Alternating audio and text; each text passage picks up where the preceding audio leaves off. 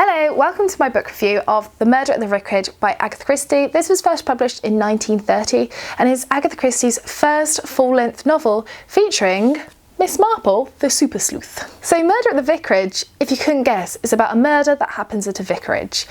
The guy who gets bumped off in this is a man called Colonel Prothero. Now, he isn't very liked by anyone. No one seems to like him at all. He gets it in everyone's way. He's very stern. He's quite old-fashioned in his views. No one really likes him. So when he gets bumped off, fingers are pointing everywhere.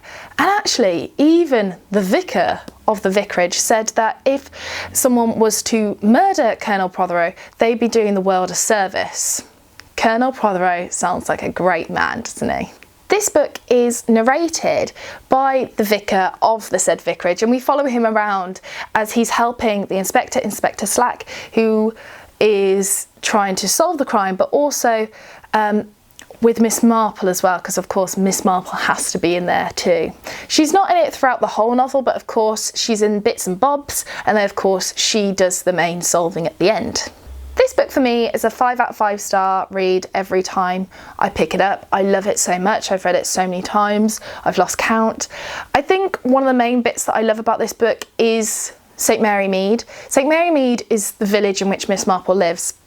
And to me, it's like its own character, because on the top, it seems like the most idyllic village life. When you think of English villages, this is probably the one that comes to your head, you know, beautiful summers and village fetes and roses and, you know, tea parties and stuff like that. But actually, bubbling under the surface is not like that at all. It's quite brutal because everyone is slagging everyone off and everyone loves it. They have tea and scandal, you know, in the afternoon where they just sit around having tea or drinking gin and just completely slagging off other people in the village.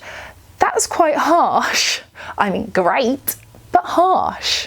The other thing that I love about this book is the ending. So when Miss Marple does the reveal, she comes out and everyone is just completely gobsmacked because she is seen by the village. She's been as Inspector Slack, as a bit of a know-it-all, a busybody that just gets in people's ways and knows everyone's business. But actually, she solves the murder.